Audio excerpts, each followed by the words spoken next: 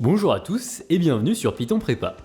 Dans cette vidéo, on va rappeler les différentes façons d'importer un module en Python et laquelle choisir selon le contexte. Importer un module permet d'avoir accès à de nouvelles fonctions de Python, comme pour le module matplotlib.pyplot qui propose des fonctions pour tracer des courbes. La première façon d'importer, c'est avec le mot-clé from. Vous connaissez le nom du module bien sûr, et vous savez exactement quelle fonction vous voulez importer.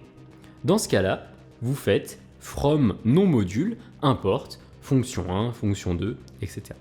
Et ensuite, vous pouvez utiliser ces fonctions partout ailleurs dans le code sans préfixe, donc fonction 1, parenthèse, fonction 2, avec éventuellement des arguments.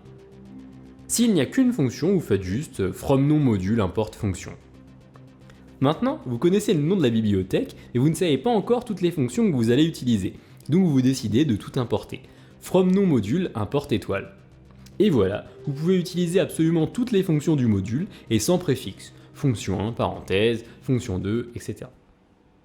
Petite interruption pour ceux qui veulent vraiment réussir leur épreuve d'informatique au concours, nous proposons un best-of de 5 conseils pour gérer l'informatique, notamment comment gérer son temps avant et pendant l'épreuve et que faire quand on est à la traîne en informatique. Si cela vous intéresse, le lien est dans la description. Vous allez me dire, c'est génial, pourquoi on aurait besoin de plus? Eh bien, imaginez que vous importiez toutes les fonctions de deux modules, par exemple math et numpy, from numpy import étoile, from math import étoile. Ces modules contiennent tous les deux des fonctions mathématiques essentielles, comme le cosinus par exemple, donc la fonction cos. Maintenant, si vous tapez cos_pi dans la console, est-ce que c'est le cosinus de math ou bien celui de numpy? C'est celui de math car il a été importé en dernier. Ici, est-ce que ça fait vraiment une différence? Oui, car le cosinus de numpy peut s'appliquer à un tableau, mais pas celui de math. Par exemple, from numpy import étoile, cos pi 0 moins pi, il n'y a pas de problème, ça marche.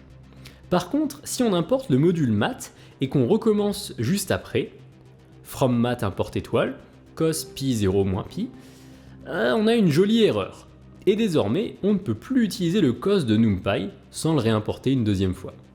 Donc quand on importe des modules de cette façon, on a un sérieux risque de supprimer sans le vouloir des fonctions d'autres modules. Ici c'était simple et prévisible, mais d'autres fois il peut y avoir des gros conflits qui peuvent même supprimer vos propres fonctions.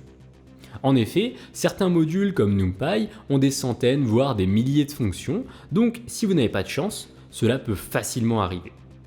On évite donc d'utiliser from import étoile en général, et on importe les fonctions avec from quand on sait celles dont on a besoin à l'avance.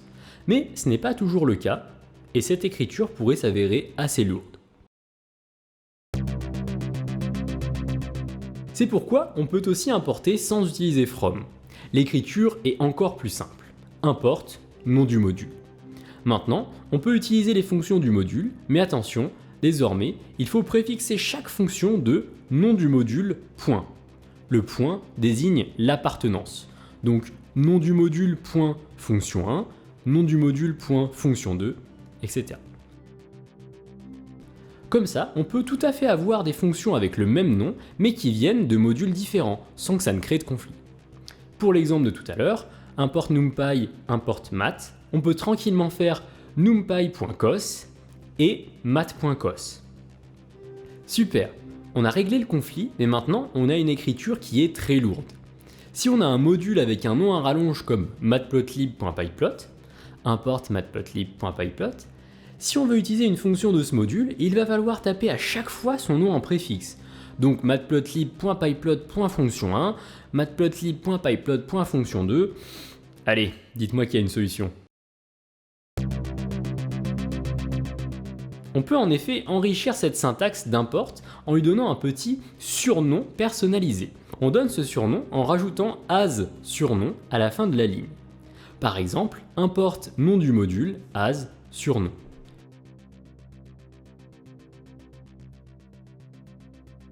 L'objectif de ce surnom, c'est la concision, tout en restant explicite. En effet, si on ne sait plus de quel module il s'agit, on est perdu. Donc on évite ce genre de choses. Import matplotlib.pyplot as ma et import math as m. C'est difficile de ne pas s'embrouiller. Et de même, on évite les surnoms longs, import numpy as chocolat. Bon, chocolat.cos de chocolat.py, d'accord, c'est plus exotique, mais c'est beaucoup plus long à écrire maintenant. Pour NumPy et Matplotlib, on utilise des alias officiels. Import numpy as np et import matplotlib.pyplot as plt.